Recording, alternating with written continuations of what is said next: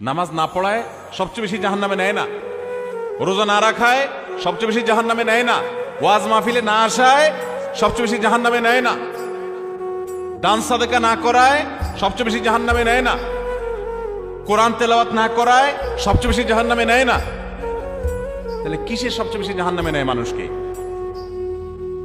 সুইলা রাসূলুল্লাহ সাল্লাল্লাহু আলাইহি সাল্লাম আন আকসারি মা ইউদখিলুন নাস আন-নার, মানুষকে সবচেয়ে বেশি জাহান্নামে নেয় কোন জিনিসে জিজ্ঞাসা করা হয়েছে। নবীজি বলেছেন দুই জিনিসে, আল ফামু ওয়াল ফারাজ, মানুষের জিহ্বা, মুখ এবং লজ্জাস্থান, এই দুইটা অঙ্গ মানুষকে সবচেয়ে বেশি জাহান্নামে নিয়ে যায়। সবচেয়ে বেশি জাহান্নামে নিবে এই দুইটা অঙ্গ। নামাজ পড়ে, দাঁড়িয়েও আছে, কিন্তু ফেসবুকে তলে তলে জেনা করে, চ্যাট করে, এটা তো জেনা। মানে সে কারোর প্রতি আসক্ত, হারাম রিলেশন হয়ে গেছে। এটা মহামারীর আকার ধারণ করে। সবচেয়ে বেশি মানুষ জাহান্নামে যাবে এই পাপের কারণে, অপরাধের কারণে।